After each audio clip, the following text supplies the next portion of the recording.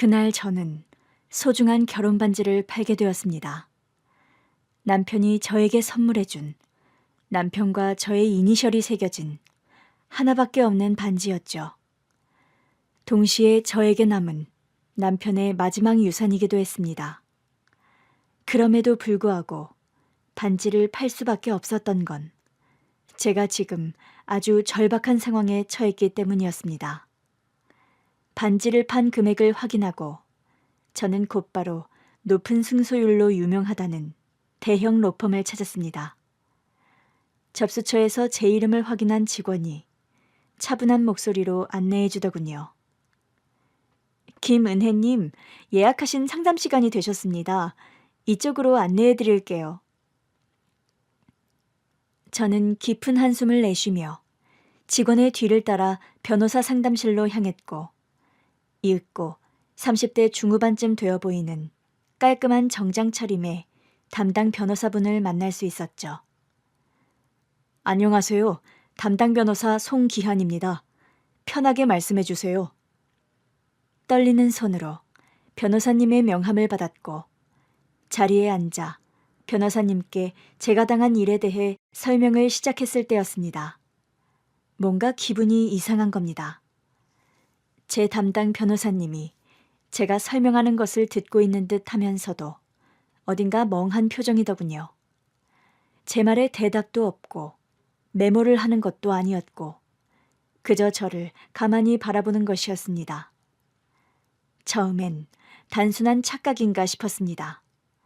하지만 시간이 지나도 변하지 않는 변호사님의 태도에 점점 신경이 거슬리기 시작했습니다. 제가요, 옛날부터 어딜 가서 남자들이 이렇게 정신을 못 차리고 제 얼굴을 쳐다보는 경우가 꽤 자주 있었거든요. 계속해서 저를 지그시 바라보는 그 눈빛에 도저히 못 참겠어서 결국 저는 변호사님께 버럭 화를 냈습니다. 저기요, 변호사님. 아까부터 제 말 듣고 계신 건가요? 네. 네? 아, 죄송합니다. 제가 잠시 다른 생각을 하느라. 변호사님, 변호사라는 분이 상담을 하러 온 손님 얘기는 듣지도 않고 그렇게 빤히 상대방을 쳐다보기만 하면 어쩌자는 거예요? 저는 지금 제 인생이 달린 문제를 논하고 있다고요. 네? 아니요, 그게 아니라 뭔가 착각하시는 것 같은데. 착각이라뇨. 방금 전까지 제 얼굴에서 눈을 못 떼고 계셨잖아요. 저의 말에 변호사님은 크게 당황해하더군요. 아마 제가 이렇게 직접적으로 대놓고 콕 집어 지적할 줄 몰랐겠죠. 하지만 이어지는 변호사님의 말에 이번에는 제가 크게 당황하게 되었습니다. 불쾌하셨다면 죄송합니다. 제가 의뢰인분 얼굴을 계속 보고 있었던 이유는 의뢰인분이 저희 로펌 대표님과 묘하게 너무 닮아 있어서요. 네? 대표님과 제가 닮았다니 그게 무슨 말씀이세요? 말 그대로 저희 대표님 성별과 나이만 바꾸면 딱 의뢰인분하고 똑같은 것 같습니다. 단순히 얼굴이 닮은 것뿐 아니라 말투와 분위기 등이 너무 비슷해서 이걸 저희 대표님께 보고를 드려봐야 하나 하고 고민 중이었습니다. 제가 이 로펌 대표님과 닮아서 저를 그렇게 쳐다본 것이었다고요? 어머, 일단 착각해서 죄송해요. 아닙니다. 제가 오해할 만한 행동을 먼저 했는데요, 뭘. 그런데 저는 여기 대표님과 일면식도 없는 사람이어서요.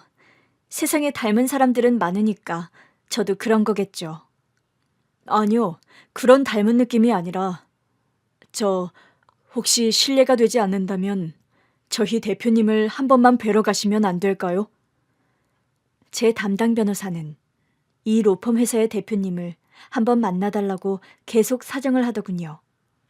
도대체 그 대표님이라는 분과 제가 얼마나 닮았길래 이러는 것인지 저는 빨리 상담을 받고 싶어서 결국 변호사님을 따라 대표님이 계신 방으로 가게 되었습니다. 변호사님이 그렇게 닮았다고 하도 비슷하다고 하시니까 확인차 가서 대표님 뵐게요. 대신 대표님 뵈고 나오면 그때는 제대로 상담해 주셔야 해요. 당연하죠. 저 때문에 의뢰인분 시간을 빼앗았으니 제가 수임료도 할인해 드리겠습니다. 정말이죠? 그건 듣던 중 반가운 소리네요. 이제 거의 다 왔습니다. 잠시만 여기서 기다려주세요. 로펌 대표 사무실 방 앞에서 담당 변호사님은 노크를 하였고 이윽고 방 안에서 들어오라는 중년 남성의 목소리가 들렸습니다. 대표님, 업무 중에 죄송합니다. 다름이 아니라 제 의뢰인분이 대표님과 너무 닮아서 아무래도 대표님께서 한번 보셔야 할 것 같아 모시고 왔습니다. 그때였습니다. 대표실 문을 열고 들어온 저를 본 로펌 대표님의 눈이 커다래지더니 저에게 성큼성큼 다가와 제 어깨를 꽉 잡는 것이었습니다. 아니, 너는... 저를 아세요? 미정아, 살아있었구나. 갑자기 저를 미정이라고 부르며 저를 껴안으며 오열하는 로펌 대표님을 보고 그 방 안에 있던 사람들은 전부 어리둥절해했습니다. 저는 미정이가 아니라 은혜인데요. 김은혜요. 아니야. 저기 귀 밑에 이 점까지 똑같아. 너는 미정이가 맞아. 내 조카 미정이. 대표님의 확신에 찬 말에 저는 혼란스러웠습니다. 순간 머리가 짜릿하며 자그마한 기억이 스쳐 지나갔습니다. 나를 조카라고 부를 사람은 하지만 너무 오랜 세월이 지나 기억이 흐릿해진 상태였죠. 대표님은 눈물을 닦으며 떨리는 목소리로 저를 바라보았습니다. 미정이 너 그때 바닷가에서 사라진 뒤로 어떻게 된 거야? 바닷가요? 그 순간 제 머릿속에 오래전 기억이 하나둘 떠오르기 시작했습니다. 사실 저는 고아원에서 자랐습니다. 기억은 거의 나지 않지만 아마도 제가 5살이었을 거예요. 당시 저는 부모님이 2분 다 계셨던 걸로 기억합니다. 할아버지가 큰 회사를 운영하셔서 경제적으로도 되게 여유가 있었던 것 같아요.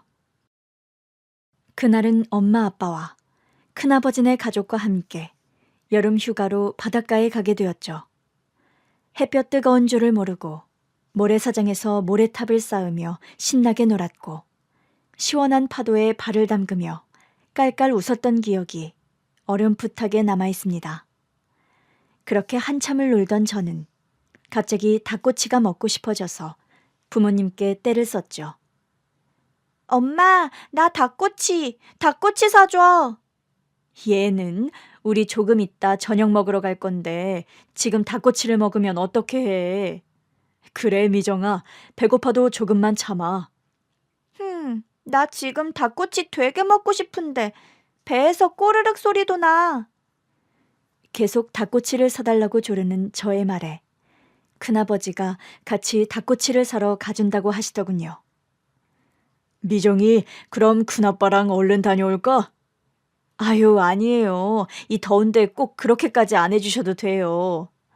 아까 오면서 봤는데 여기서 별로 멀지 않은 곳에 닭꼬치 트럭이 있더라고요. 제가 얼른 미정이 데리고 사러 다녀올게요. 그래주면 고맙지, 형. 그럼 우리는 여기 돗자리랑 짐들 좀 정리하고 있을게. 그렇게 저는 큰아빠 손을 잡고 닭꼬치를 사러 가게 되었습니다. 아싸, 닭꼬치. 미정아, 그렇게 좋니? 네, 좋아요. 큰아빠 최고. 그런데 지금 사람들이 많으니까 길 잃어버리지 않도록 큰아빠 손 꼭 잡고 있어야 한다. 네, 큰아빠. 이윽고 저희 2사람은 닭꼬치를 파는 트럭을 발견하였습니다. 큰아버지는 닭꼬치를 주문해 주셨고 계산을 하기 위해 잠시 제 손을 놓았습니다. 저는 닭꼬치를 먼저 받아서 손에 쥐고 기뻐하며 주위를 두리번거렸어요. 그런데 그때 커다란 파도가 해변을 덮치는 걸 보았습니다. 너무도 웅장하고 신기한 광경에 저도 모르게 넋을 잃고 그쪽으로 발길을 옮겼던 것 같아요. 아, 맞다. 큰아빠 옆에 꼭 붙어 있어야 한다고 했는데. 저는 다시 뒤돌아서 트럭으로 가려고 했고 그 순간 제 앞을 지나가는 한 남자가 보였어요. 검은색 반바지를 입고 흰 티셔츠를 입은 남자. 저는 얼핏 보기엔 큰아빠라고 생각했어요. 분명히 같은 옷을 입고 계셨거든요. 나 여기 있는데 큰아빠 어디 가시는 거지? 빨리 따라가야겠다. 저는 깊이 생각하지 않고 큰아빠 뒤를 따라갔습니다. 한 손에 닭꼬치를 쥐고 야무지게 먹으면서 쫓아갔죠.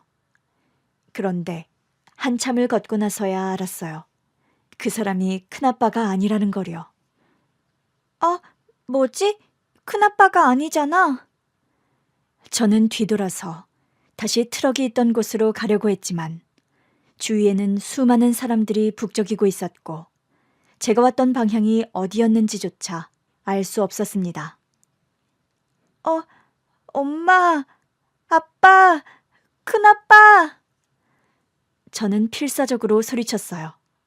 하지만 애타게 부르는 제 목소리에도 부모님과 큰아빠는 보이지 않았고 그렇게 길을 잃은 저는 처음 느껴보는 두려움에 그 자리에 서서 엉엉 울었던 것 같습니다. 그때 저에게 한 아줌마가 다가왔어요. 뽀글머리를 하고 꽃무늬 치마를 입고 있는 선해 보이는 인상의 아줌마였죠. 꼬마야, 왜 여기서 울고 있니? 길을 잃어버렸어요. 갑자기 길을 잃어서 놀랐지? 자, 아줌마랑 가자. 아줌마가 우리 엄마 아빠 찾아줄 거예요? 그럼. 자, 얼른 아줌마 손잡고 엄마 찾으러 가자. 처음 보는 낯선 사람을 따라가면 안 된다고 들었지만 그때 저는 길을 잃었다는 두려움에 정상적인 사고를 할 수 없었고 그렇게 모르는 아줌마를 따라가게 되었습니다. 저희 부모님을 찾아준다던 아줌마는 사람들의 인적이 드문 곳으로 가자마자 갑자기 본색을 드러내더군요. 얘, 너 집이 좀 잘 사나 보다. 세상에 무슨 꼬맹이한테 금목걸이며 은팔찌며 이 명품 옷을 입힌다니? 이거 팔면 돈이 꽤 되겠는데? 우리 엄마는요? 우리 엄마 아빠 어디 가야 만날 수 있어요? 얘, 너 지금 상황 파악이 안 되니? 너 이 아줌마 말 안 들으면 큰일 난다? 아줌마가 우리 엄마 찾아준다고 했잖아요. 찾아줘요. 아, 시끄러. 이래서 애는 질색이라니까? 시간도 없으니까 빨리 한탕 해야겠네. 눈빛이 바뀐 아줌마는 제 머리부터 발끝까지 훑어보더니 이내 제가 입고 있던 옷과 목걸이, 팔찌 등 모든 것을 빼앗았습니다. 그리고 저는 러닝과 속옷만 입은 채로 그곳에 버려지게 되었죠. 그리고 저는 정신을 잃었던 것 같습니다. 시간이 얼마나 흘렀을까? 눈을 뜨니 저는 고아원 아니었습니다. 어머, 정신이 좀 드니? 여기가 어디예요? 여기는 고아원이야. 넌 이름이 뭐니? 제 이름을 묻는 원장 선생님의 말에 저는 대답을 할 수 없었습니다. 갑자기 머리가 텅 빈 것처럼 새하얘졌거든요. 제가 당했던 일이 큰 충격이었는지 갑자기 제 이름도 살던 곳 주소도 기억이 나지 않았습니다. 제 이름이 그러니까... 저런, 생각이 나지 않는구나. 괜찮아. 이제부터 여기서 편하게 지내면 된단다. 어리둥절한 채 들어온 그곳에서 저는 새로운 이름, 은혜로 불리기 시작했어요. 나중에 들어보니 어두운 골목길에 있던 저를 발견한 한 어른이 저를 고아원에 데려다 줬다고 하시더군요. 아마 제가 고아원에서 탈출이라도 한 줄 알았나 봐요. 그렇게 저는 김은혜가 되어 고아원에서 살게 되었고 그 후로 제 가족을 만날 수 없었습니다. 처음에는 너무 낯설고 부모님이 보고 싶어서 매일같이 울었던 것 같아요. 하지만 시간이 약이라고 했던가요. 시간이 흐르면서 저는 점차 고아원 생활에 익숙해지게 되었고 저의 가족에 대한 기억은 잊혀져 가게 되었습니다. 고아원 생활을 하며 입양되어 떠나는 친구도 있었지만 저는 입양이 되지 않아 성인이 될 때까지 고아원에서 자랐습니다. 성인이 되던 해 저는 정착자립금을 받고 고아원을 나와 원룸을 구해서 살게 되었습니다. 고아원을 떠나 홀로 서야 했던 저는 당장의 생활이 급급했기에 대학은 포기하였고 아르바이트를 하며 생활을 이어갔습니다. 카페, 편의점, 꽃집 알바, 식당 서빙 등 안 해본 알바가 없었죠. 그렇게 몇 년간 아르바이트를 하다가 20대 중반이 되었을 때 우연히 한 IT 중소기업의 사무보조로 취직을 하게 되었습니다. 사실 말이 좋아 사무보조지 거의 잡다한 일을 하는 위치였습니다. 제가 출근을 한 지 일주일 정도 되었을 때였을 거예요. 외부 투자자들이 저희 회사를 방문하게 되었습니다. 은혜 씨, 오늘 중요한 손님들 오시는 거 알지? 이 자료들 10부씩 복사해서 회의실에 놔두고 어제 사온 다과들 좀 예쁘게 세팅해놔요. 네, 대리님. 혹시 음료는 어떤 것으로 준비해 놓으면 될까요? 그런 건 나한테 일일이 묻지 말고 은혜 씨가 알아서 판단해서 잘 좀 해놔요. 냉장고에 있는 음료를 꺼내 놓던지 믹스커피를 타놓던지 밖에서 다른 거 사오던지 알아서 좀 하라고요. 네? 아, 네. 죄송합니다. 사회생활 처음인 거 티내는 것도 아니고 진짜 답답해서. 에휴. 그 대리님은 회사에서 유명한 노처녀였습니다. 제가 입사한 첫날부터 촌티가 난다든지 답답하다 등 저에게 까칠하게 대했지만 그날따라 유독 저에게 짜증을 부리더군요.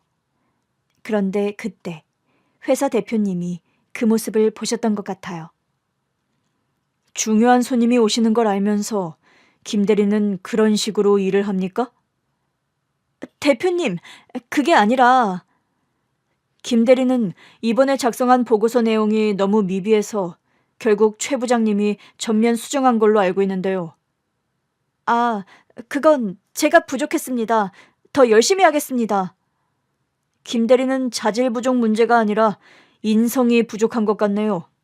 중요한 손님이 오시는데 회사에 입사한 지 얼마 되지도 않은 친구한테 알아서 세팅해 놓으라고 윽박지르는 걸 보니 평소에도 그런 식으로 했었나 봐요. 김 대리는 대표님의 말에 고개를 푹 숙이고 아무 말도 하지 못하더군요. 소문에 따르면 노처녀인 김 대리가 대표님을 몇 년째 짝사랑하고 있다는 얘기가 있었거든요. 저희 회사 대표님은 우리나라에서 알아주는 공대 출신으로 대학 졸업 후 바로 스타트업으로 회사를 설립해 몇 년 사이에 유망 있는 중소기업으로 키워오고 있었습니다.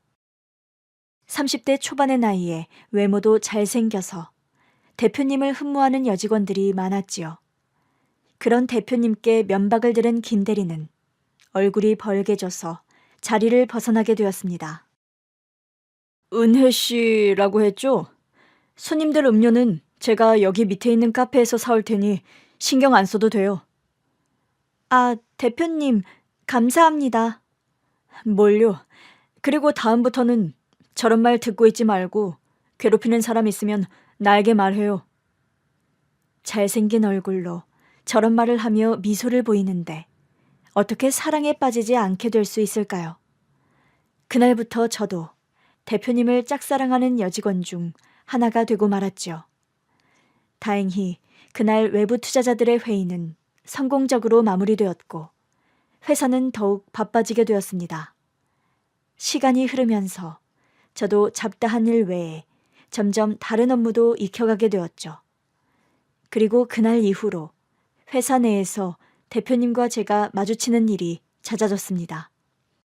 회의실에서 자료를 정리하고 있으면 어느새 대표님이 들어오셔서 도움을 주시고 늦게까지 일하면 퇴근길에 태워주시겠다고 제안하곤 하셨죠. 그날도 퇴근 시간이 지났는데도 저는 여전히 중요한 자료를 정리하고 있었습니다. 다른 직원들은 다 퇴근한 상태였고 저 혼자만 남아 있었죠. 은혜 씨, 아직도 이래요? 아, 대표님, 내일 있을 미팅 자료를 마무리해야 해서요. 그래도 혼자 이렇게 늦게까지. 시간이 벌써 9시가 다 됐는데요. 괜찮아요. 이것만 마저 끝내고 갈게요. 식사는 하셨어요? 아직이면 같이 저녁이라도 먹으러 갈까요? 그렇게 우리는 처음으로 회사 밖에서 시간을 보내게 되었습니다. 대표님이 데려간 식당은 조용하고 분위기 좋은 곳이었습니다. 대표님을 짝사랑했지만 쳐다볼 수 없는 위치였던 저는 벌개진 얼굴을 감추려고 고개를 들지도 않고 밥만 먹고 있었죠. 그런데 대표님이 그 말을 하는 순간 저는 숟가락을 놓치며 고개를 들 수밖에 없었습니다. 사실 저 은혜 씨한테 관심이 있었어요. 네? 저같이 별 볼 일 없는 사람한테요? 별 볼 일 없는 사람이라뇨. 왜 자신을 깎아내려요? 은혜 씨는 배경이나 학력에 상관없이 열심히 사는 모습이 정말 멋진 것 같아요. 첫날부터 눈에 띄었거든요. 정말이에요? 그런데 회사에서 소문이 대표님을 좋아하는 직원들이 많다고 들었는데요. 그건 그냥 소문일 뿐이에요. 그리고 저는 은혜 씨한테만 관심이 있는 거요. 은혜 씨, 우리 정식으로 만나보면 어떨까요? 그게 괜찮을까요?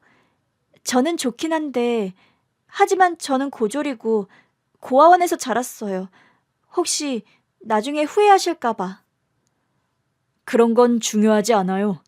저한테는 은혜 씨라는 사람 자체가 중요해요. 대표님, 사실 저도 대표님이 좋았어요. 그렇게 우리는 공식적으로 연인 관계가 되었습니다.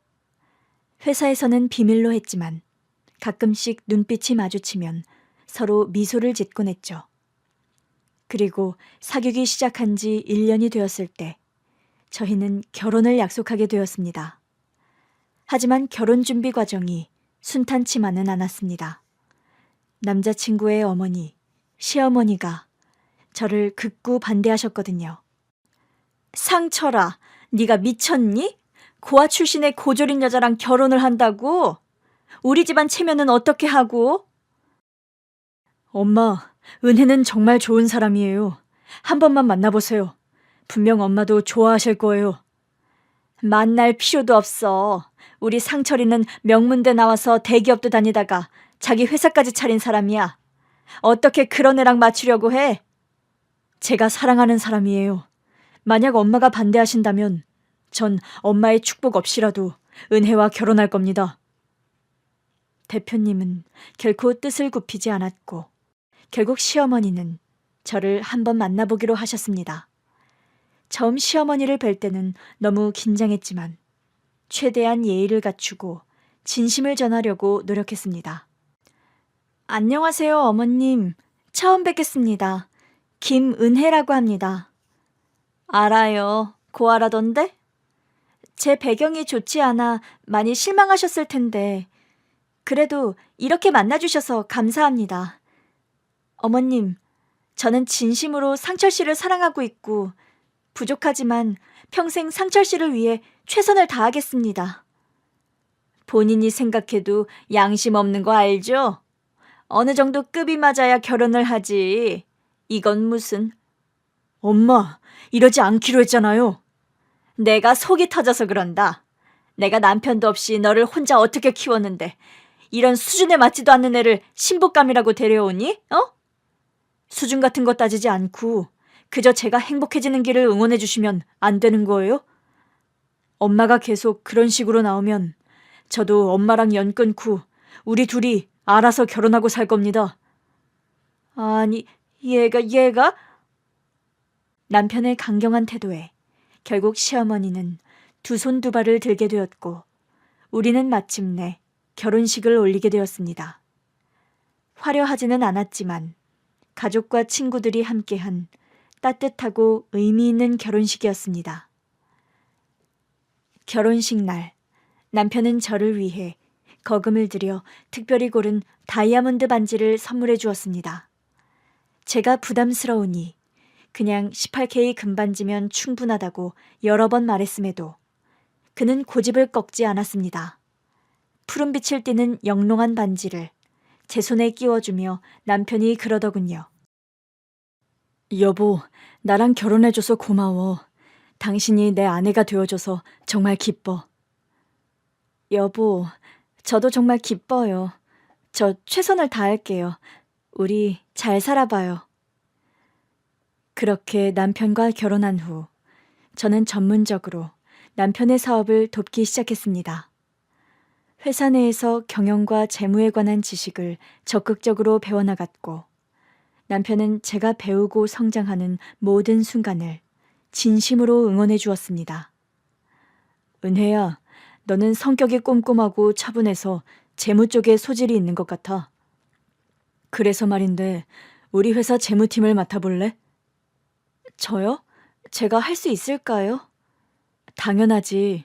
넌 항상 내 기대 이상으로 해내왔잖아. 이번에도 잘할 거라 믿어. 남편의 굳건한 믿음 덕분에 저는 자신감을 갖게 되었고 실제로 회사 재무를 관리하면서 많은 기여를 할 수 있었습니다. 저희는 서로를 존중하고 의지하며 회사도 사랑도 함께 키워나갔습니다. 여보, 오늘 투자사 미팅은 어땠어요? 당신이 도와줘서 준비한 자료가 아주 좋았어. 다들 감탄하더라고. 정말요? 다행이다. 밤새 준비한 보람이 있네요. 내가 이렇게까지 성공할 수 있게 된 건 다 당신 덕분이야. 뭘요? 전 그저 옆에서 도울 뿐이고 당신이 능력이 있으니까 회사가 성장하는 거죠. 아니야. 나 혼자서는 절대 할 수 없었을 거야. 우리는 가족이자 팀이야. 앞으로도 이렇게 서로 도와서 성공해내자고. 그렇게 우리의 사랑은 날이 갈수록 더욱 깊어졌고 회사는 눈부신 성장을 이루어 수백억 원의 가치를 지닌 중견기업으로 자리매김할 수 있었습니다. 매일 아침 남편과 함께 출근하며 새로운 하루를 시작하는 순간이 제 인생에서 가장 행복한 시간이었죠. 회사에서도 저희 부부의 호흡이 척척 맞는 모습을 보던 직원들은 감탄하면서도 부러움의 시선을 감추지 못했습니다. 특히 제가 처음 회사에 들어왔을 때 학력과 배경을 이유로 저를 무시했던 김대리의 태도 변화가 인상적이었습니다. 이사님. 무슨 일이시죠, 김대리? 다른 게 아니라 저번 회의 시간에 말씀하셨던 이 내용이 잘 이해가 안 가서요. 김대리의 갑작스러운 찾아옴이 저는 의아했습니다. 예전에는 저를 무시하던 사람이 이제는 공손하게 제 의견을 구하고 있었으니까요. 김대리는 손에 들고 있던 서류를 내밀며 머쓱한 듯 웃었습니다. 서류를 자세히 보니 제가 지난 회의에서 발표했던 신규 해외 진출 전략과 비용에 대한 보고서였습니다. 재무 모델과 리스크 비용 분석이 포함된 내용이었죠. 어떤 부분이 이해가 안 되시나요? 사실 이사님의 분석 방식이 너무 체계적이고 깊이가 있어서 제가 따라가기 어려웠어요. 특히 환율 변동 리스크에 대한 이 부분이요. 저는 김대리의 눈에서 진심 어린 관심을 발견했습니다. 한때 저를 무시했던 사람이 이제는 제 전문성을 인정하고 배우려는 자세를 보이고 있더군요. 괜찮아요, 김대리. 이 부분은 복잡할 수 있어요. 제가 차근차근 설명해 드릴게요. 저는 약 20분 동안 김대리에게 설명을 하였고 김대리는 진지하게 메모를 하며 귀를 기울이더군요. 정말 감사합니다, 이사님. 덕분에 많이 배웠어요. 솔직히 말씀드리면 처음에 이사님이 오셨을 때 제가 많이 못되게 굴었는데 이렇게 친절하게 가르쳐 주셔서 죄송하고 또 감사합니다. 김대리의 솔직한 고백에 저는 잠시 놀랐지만 곧 미소를 지었습니다. 과거는 신경 쓰지 마세요. 우리 모두 함께 성장하는 게 중요한 거잖아요. 그 후로 김대리는 저의 가장 신뢰할 수 있는 팀원 중 한 명이 되었습니다. 그는 제 업무 방식을 열심히 배우려 했고 저 역시 그의 성장을 돕기 위해 노력했죠. 회사 내에서도 저는 단순히 대표의 아내가 아닌 실력을 갖춘 이사로서 인정받게 되었습니다. 이렇게 저는 고아원 출신이라는 아픈 배경과 고졸이라는 학력에도 불구하고 진정으로 저를 사랑해주는 사람을 만나 매일이 감사함으로 가득한 나날을 보낼 수 있었습니다. 하지만 평생 변하지 않을 줄 알았던 그 행복은 어느 날 갑자기 산산조각 나고 말았습니다. 남편이 출장을 가던 중 교통사고를 당해 세상을 떠나게 된 것입니다. 그날은 평소와 다름없는 아침이었습니다. 남편은 중요한 해외 바이어와의 미팅을 위해 서둘러 집을 나섰고 저는 평소처럼 조심히 다녀오라고 인사했습니다. 그것이 남편과 나눈 마지막 대화가 될 줄은 상상조차 하지 못했죠. 그날 저는 간단하게 집안일을 해놓고 출근하여 미팅 관련 보고서를 검토하고 있었는데 모르는 번호로 전화가 걸려오더군요. 여보세요? 박상철 분 보호자 되십니까? 네, 제가 아내인데요. 혹시 누구세요? 지금 한빛병원으로 빨리 와주셔야겠습니다. 남편분이 교통사고를 당해서 의식이 없습니다. 그 말을 듣는 순간 핸드폰을 떨어뜨리고 말았습니다. 온몸이 벌벌 떨리고 순식간에 두려움으로 가득 차게 되더군요. 어떻게 겨우 정신을 부여잡고 급하게 택시를 타고 병원으로 달려갔을 때 남편은 이미 이 세상 사람이 아니었습니다. 여보, 정신 좀 차려봐, 응? 의사 선생님, 저희 남편 좀 살려주세요. 제발요, 제발. 저의 울부짖는 절규에도 의사는 말없이 고개만 숙이더군요. 남편이 해외 바이어와 미팅을 마치고 돌아오는 길에 졸음운전을 하던 트럭 차량과 크게 부딪혀 차가 한 바퀴 돌았다고 했습니다. 남편은 안전벨트를 매고 있었지만 워낙 충격이 심해 병원으로 이송되자마자 생명이 다했다고 하더군요. 그리고 소식을 듣고 병원으로 온 시어머니가 저를 발견하고 다가왔습니다. 아니지, 우리 상철이 어딨어? 어머님, 빨리 말해 이년아, 우리 아들 어딨냐고? 시어머니는 욕을 퍼부으며 저의 어깨를 잡고 흔들었고 저는 뭐라고 말을 할 수가 없어 흐느낄 수밖에 없었습니다. 이윽고 남편의 시신을 마주한 시모는 절규했습니다. 아이고, 아이고, 우리 아들. 내가 남편도 없이 너를 어떻게 키웠는데. 나를 두고 이렇게 빨리 가버리니. 장례식은 고통스러운 시간이었습니다. 모든 게 꿈만 같았고 시어머니의 통곡 소리가 장례식장을 가득 메웠습니다. 저는 믿기지 않는 현실에 그저 멍하니 서 있었을 뿐이었죠. 나에게 처음으로 진심 어린 손을 내밀어준 사람. 내 조건도 환경도 따지지 않고 온전히 나라는 사람을 봐줬던 사람. 내 잠재력을 이끌어내주고 나를 성장시켜준 사람. 평생을 함께하자고 약속했던 남편이 이제 내 곁에 없다는 사실이 너무나도 괴로웠습니다. 사는 게 아무 의미도 보람도 없는 것만 같았습니다. 그렇게 장례를 끝나고 일주일이 지났을까. 남편과의 추억을 생각하며 남편의 짐을 정리하고 있을 때 시어머니가 갑자기 저희 집으로 찾아왔습니다. 시어머니의 얼굴에는 장례식장에서 봤던 눈물은 씻은 듯이 사라지고 그 자리엔 차가운 결의가 담겨 있었습니다. 말투는 다정한 것 같았지만 그 속엔 칼날이 숨어 있었죠. 예, 은혜야. 밥은 먹었니? 오셨어요, 어머님. 저 아직이요. 별로 입맛이 없어서요.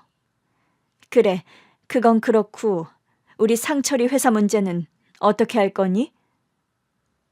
제가 아직 정신을 못 차려서 회사는 잠시 부사장님이 대행하고 계세요. 그 말을 들은 시어머니가 차갑게 웃으면서 본색을 드러내기 시작했습니다. 그리고 이어지는 시어머니의 말에 저는 제 귀를 의심할 수밖에 없었습니다. 아직도 네가 이렇게 정신을 못 차리니 이제 우리가 얘기할 때가 되었지 않니? 상철이가 없으니 당연히 그 회사는 내가 물려받아야지. 내가 아들을 키운 엄마니까.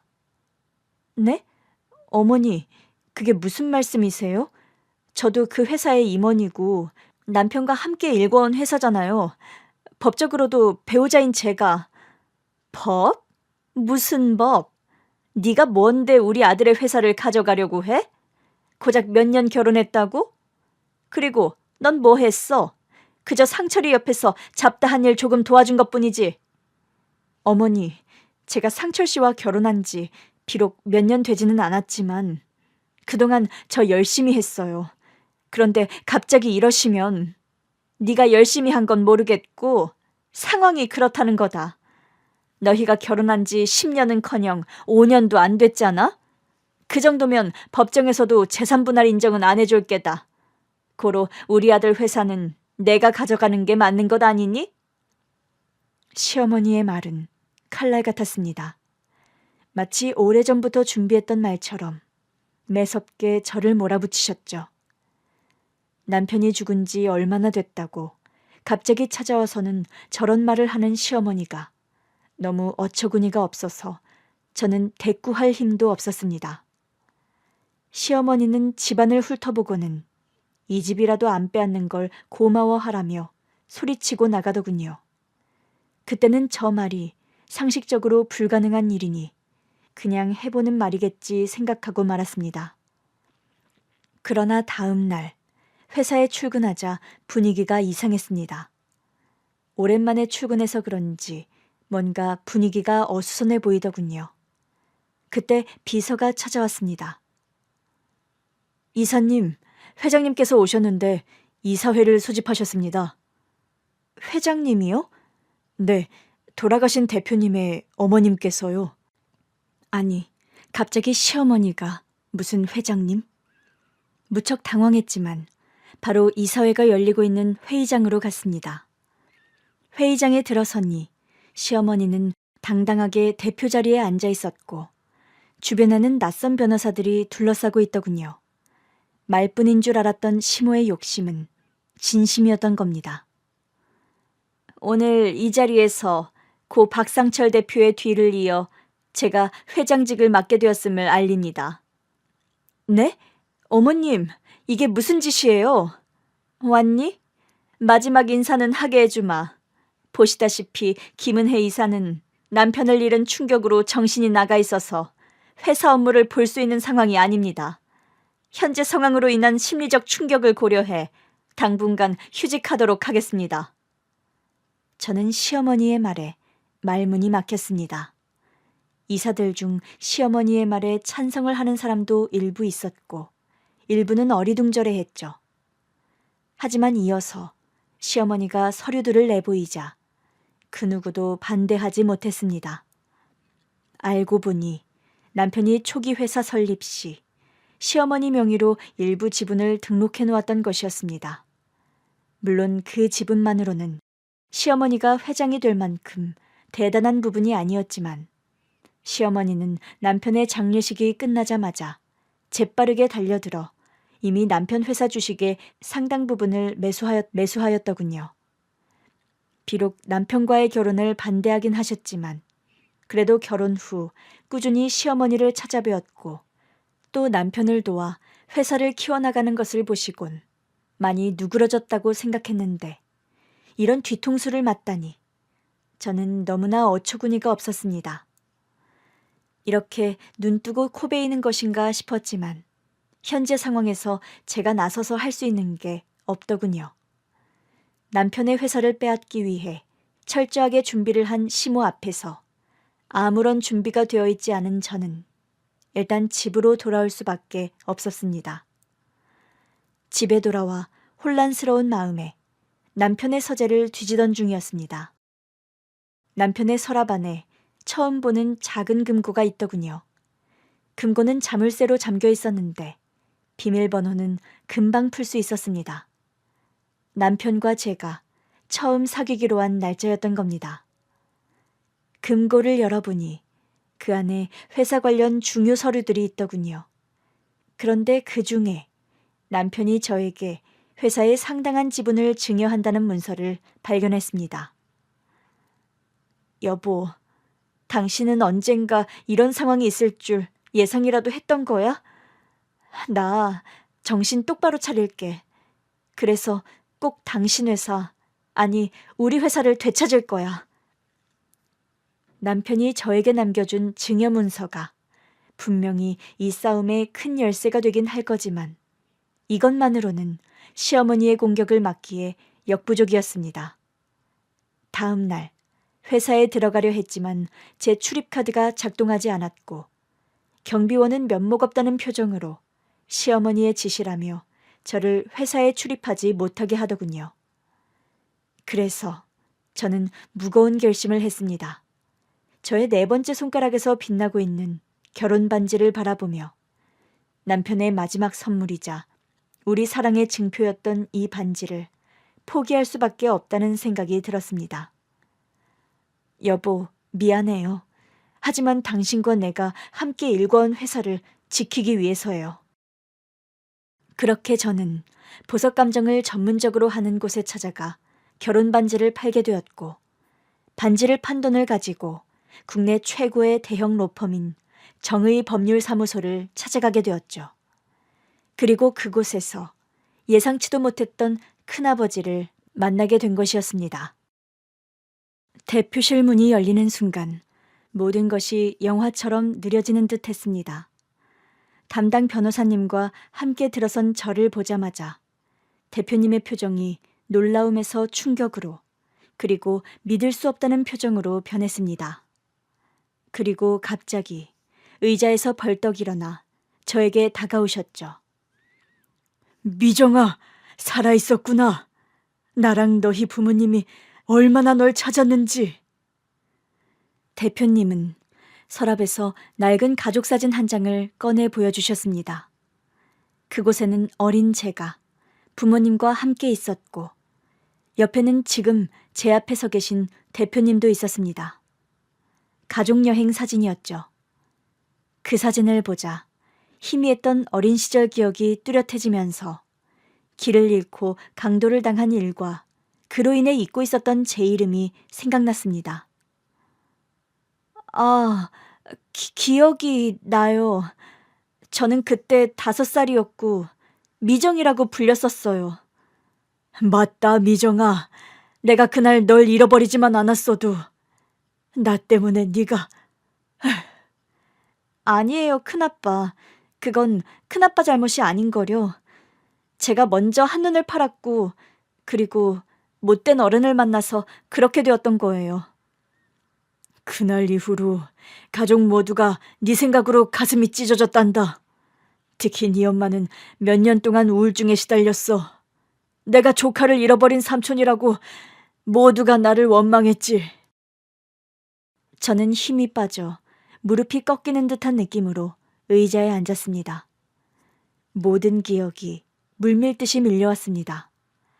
부모님과 큰아빠와 함께 해변으로 놀러 갔던 일, 꽃무늬 치마를 입은 나쁜 아줌마, 그리고 빼앗긴 목걸이와 옷, 그리고 깨어났을 때는 이미 고아원이었던 일들까지. 큰아빠, 그럼 저희 부모님은 지금... 이런 말을 전하게 되어 미안하다. 너희 부모님은 널 잃고 전국을 찾아 헤매던 중 빗길에 사고가 나서 그만. 이제야 기억을 찾았는데 엄마, 아빠... 차라리 내가 대신 죽었어야 했는데 그런 말씀 마세요.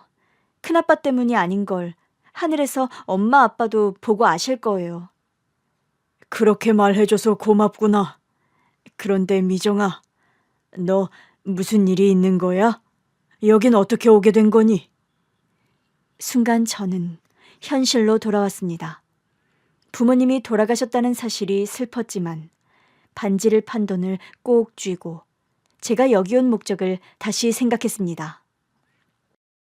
큰아빠, 제 남편이 얼마 전 갑자기 세상을 떠났어요.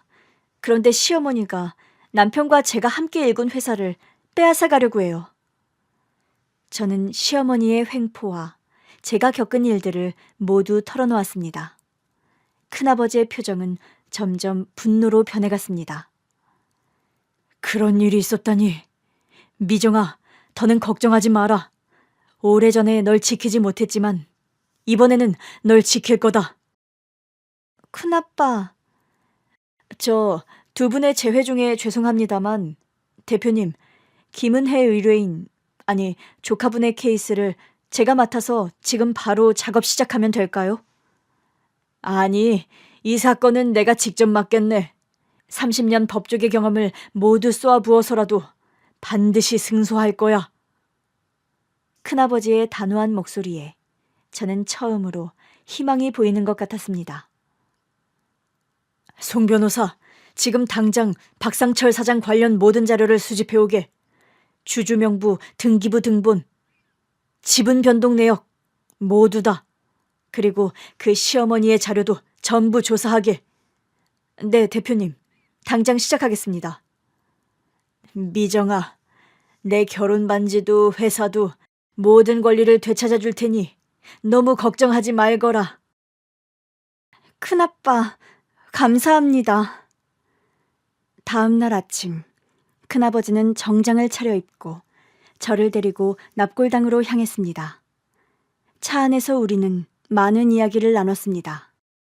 저는 고아원 생활과 남편을 만나게 된 과정, 그리고 행복했던 결혼 생활에 대해 이야기했고, 큰아버지는 제가 사라진 후 가족들이 겪었던 슬픔에 대해 말해주셨습니다. 납골당에 도착하자 가슴이 철렁 내려앉는 느낌이 들었습니다. 이제야 찾은 부모님인데 이미 이 세상 사람이 아니라는 사실이 너무 가슴 아팠습니다. 여기야, 미정아.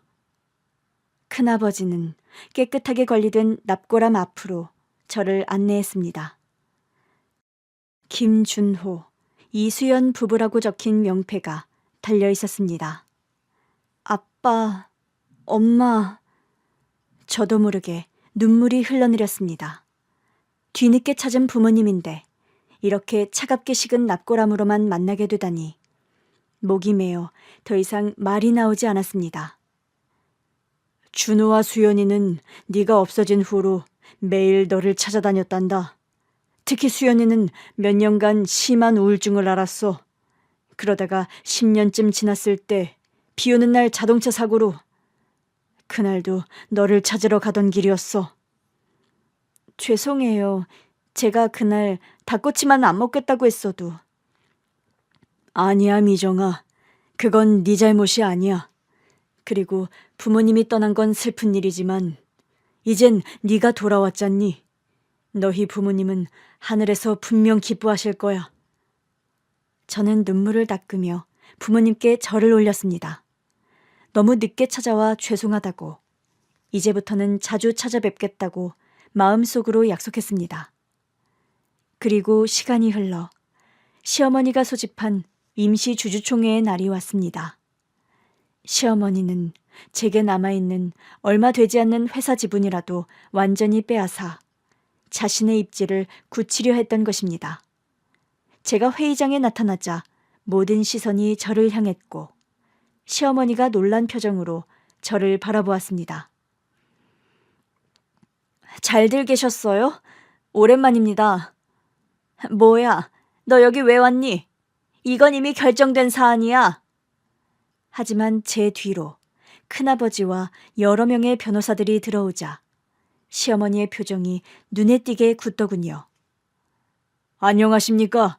정의법률사무소 대표 변호사 김정민입니다. 고 박상철 대표의 배우자이자 법적 상속인인 김은혜 씨를 대리합니다. 뭐? 우리나라에서 제일 큰 그 정의법률? 어떻게 네가? 고인의 배우자에게 적법한 통지도 없이 진행된 이 주주총회는 무효입니다. 또한 저희가 확보한 자료에 따르면 박 여사님은 아들의 사망 직후 불법적인 방법으로 회사 지분을 취득하셨더군요. 무슨 소리야? 난 그냥 내 아들의 권리를... 이 서류를 보시죠. 고인이 생전에 아내에게 공증한 지분증여 계약서입니다. 그리고 이건 박 여사님이 이사들을 협박하여 의결권을 행사하도록 강요한 녹음 파일입니다. 회의장이 술렁였습니다. 그동안 시어머니의 압박에 침묵하고 동조했던 이사들 일부가 하나둘 입을 열기 시작했습니다. 사실 저는 박 여사님이 제 약점을 잡아 협박했습니다. 이사회에서 자기 편을 들어달라고. 저도 마찬가지입니다. 회사 자금 유용을 묵인했던 제 과거를 들먹이며 협박을 받았습니다. 시어머니의 얼굴이 점점 붉어졌습니다. 손에 들고 있던 서류를 바닥에 떨어뜨리고 자리에서 후들거리며 벌떡 일어나더군요. 이건 모함이야. 누가 이런 거짓말을... 법정에서 모든 걸 밝히겠습니다. 지금 이 주주총회는 해산되어야 합니다. 그리고 불법적으로 이 회사 대표 자리를 차지한 당신한테는 민형사상 책임을 모두 물을 예정이니 각오하십시오. 결국 그날의 주주총회는 무산되었고 시어머니는 회사 지분을 불법적으로 취득한 혐의로 수사를 받게 되었습니다. 정의법률사무소의 치밀한 법적 대응에 시어머니 측은 속수무책이었죠. 한 달 후 법원은 시어머니의 경영권 장악 시도가 불법이었음을 인정했고 모든 지분은 정당한 상속인인 제게 돌아오게 되었습니다. 며칠 후 회사는 다시 정상적인 운영을 시작했고 저도 남편이 남긴 유산을 제대로 지켜야겠다는 다짐으로 회사에 나가게 되었죠. 그런데 회사 앞에서 저를 기다리고 있는 사람이 있었습니다. 바로 시어머니였죠. 은혜야, 나랑 좀 얘기할 수 있을까? 저랑 더 이상 나눌 이야기가 있을까요? 내가 잘못했어. 정말 미안해. 그땐 너무 정신이 없어서 그랬어. 내 아들이 죽고 나니까 눈앞이 캄캄해서 아무것도 생각할 수 없었어. 저는 조용히 시어머니를 바라보았습니다. 평소 당당하고 거만하던 모습은 온데간데 없고 눈에는 초조함과 불안함이 가득하더라고요. 정신이 없었다고 해서 남의 것을 빼앗으려고 하면 안 되는 거 아닌가요? 그래, 내가 너무했어. 하지만 너도 알잖아. 이 회사는 내 아들, 네 남편이 평생을 바쳐서 키운 곳이야. 내가 그걸 지키고 싶었던 거야. 이 회사는 남편과 제가 함께 일군 곳이에요. 하지만 어머닌 남편이 남긴 걸 지키려 한 게 아니라 그냥 본인의 욕심을 채우려 한 것뿐이죠. 시어머니는 제 말을 듣고 얼굴을 찡그렸지만 곧 다시 표정을 누그러뜨리며 한숨을 쉬더군요. 제발 내가 한 번만 다시 기회를 얻을 수 없을까? 회사에서 자리를 하나만 줘. 응? 어머님, 이제 와서 회사에 남고 싶다고요? 그래, 아니면 네가 정의법률 대표 조카라며. 그럼 너 이제 돈도 엄청 많을 거 아니야. 나 돈 조금만 줘라. 그래도 가족인데 그 정도는 해줄 수 있지? 지금 이 순간까지도 가족이라는 말을 들먹이는 시어머니가 참 뻔뻔하다 싶었습니다. 어머닌 제게 가족이 아니에요. 가족이라면 이런 짓은 하지 않았겠죠. 제발 한 번만 기회를 줘. 응? 나 벌금 때문에 있던 집도 팔고 이제 가진 게 진짜 아무것도 없어. 어머니, 이렇게 후회할 거면 저한테 그러지 말았어야죠. 저는 더 이상 할 얘기 없으니 찾아오지 마세요. 시어머니는 그제야 망연자실한 표정을 지으며 더 이상 아무 말도 하지 못하고 조용히 떠나더군요. 한때는 거만하게 나를 짓밟으려 했던 사람이 저렇게 된 걸 보니 뿌린 대로 거둔다는 말이 딱 맞는 것 같습니다. 큰아버지는 계속해서 제게 힘이 되어 주셨고 저는 남편의 뜻을 이어 회사를 더욱 발전시키기로 마음먹었습니다. 이제 저는 더 이상 고아도 남편을 잃은 불쌍한 과부도 아니었습니다. 저는 부모님께 사랑받았던 딸이자 대형 로펌 대표의 조카이자 남편이 세운 회사의 당당한 경영자로서 새로운 삶을 시작했습니다. 지난 날을 돌이켜봤을 때 가장 놀라운 점이 뭔지 아세요? 제가 오래전 잃어버린 가족을 찾은 것이 바로 남편이 저에게 선물한 결혼 반지 덕분이라는 사실이었습니다. 그 반지가 없었다면 저는 결코 대형 로펌을 찾아가지 못했을 것이고 큰아버지를 다시 만날 수도 없었을 테니까요. 남편이 하늘에서 지켜보고 있다면 아마 이렇게 말해주지 않을까요? 은혜야, 봤지? 우리가 서로를 믿고 함께 이룬 것은 그 누구도 빼앗아갈 수 없어. 이제 네 진짜 가족도 만나게 되어 정말 다행이야.